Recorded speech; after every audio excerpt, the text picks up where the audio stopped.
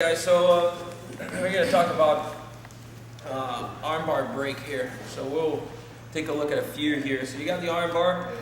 First of all, it's not necessary to cross the ankles, but if he is messing around with trying to peel my ankles and move them further away this way, you definitely want to cross them. You know, I think it's heavier when you have them like this, but if he starts going towards the ankles, cross them, and you lose a little bit of pressure on the head, but you gain a lot of safety here. So first we'll start basic here. We're going to go with the bicep slicer. Show a couple of ways of doing it here. So it really depends on which arm you're using, and there's situations where I'm going to be using this arm in there. There's situations where I'm going to be using this arm in. It depends on what I'm looking for at that time. So it changes. I'll do it with this arm in here. Bicep slicer here, the first thing I want to do is make sure that I cut on the near arm. Okay, so I don't want to place my leg on this here, not even on top of the grip. If I place it on the grip, this is a good way to break the grip, but it's not necessarily the best way to hit the bicep slicer, because once the grip breaks, it's going to slip out. So what you want to do here is apply pressure downward there so that you punch this as close to his chest as possible. So this movement here is easier for the non-flexible guys. Sometimes you might even have to grab your own ankle here to bring it over. But if you're flexible, that shouldn't be an issue. Even having him out there, it's not much of an issue. So you just bring it right here. So what I did there is that I kept the leg that's on top of the head, because that's what keeps him down in the end here. Of course, once I take that leg out there, he might start to circle, so I got to hit this fast here. I kept my arm in there, and I want to make sure that this arm's not too deep. A deep arm does not help, so you just slip it out until the thumb catches. That's about good height there for you. And throw this over. Now I'm going to throw the one that's on the leg over. If you don't have power here pressing down, I recommend that you place your hand there until you throw the leg. If you do have enough power in your legs, you can keep that grip already here, and you're ready to go. Okay?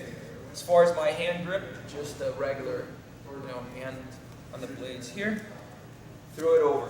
Now, you tighten everything down, and you're gonna start moving back with your back. So the movement here is done more with a back arch. Yeah, you can see it right away.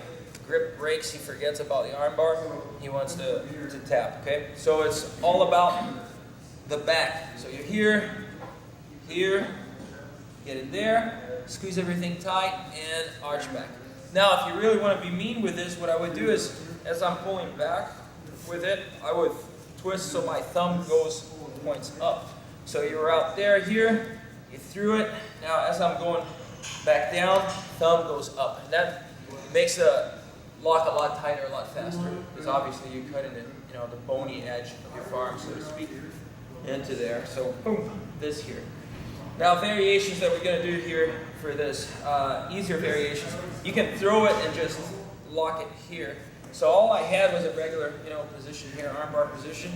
I just pressed down on this one, threw it over, and now I create a frame. I'm controlling my own wrist here, and I'm applying pressure downward on my own ankle.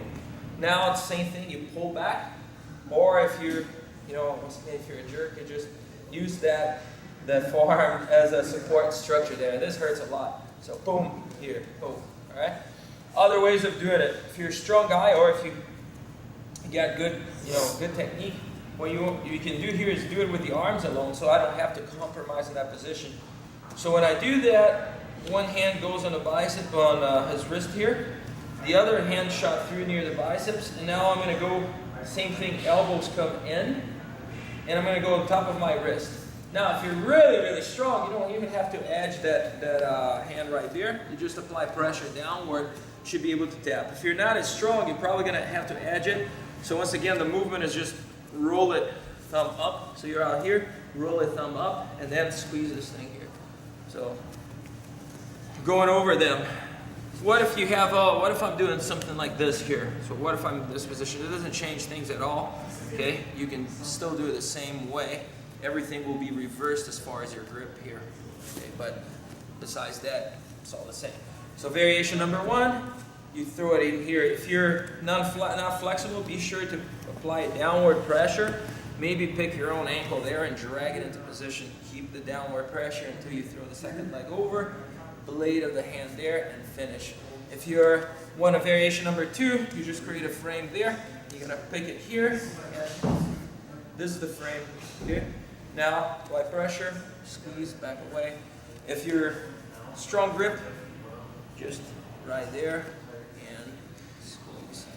That way you don't even have to unlock the arm bar. Of course, if he's holding onto his hands, you can tell that right away that's the first thing to go is the grip. So maybe you can use that bicep slicer pressure just in order to, finish your arm bar here. Okay?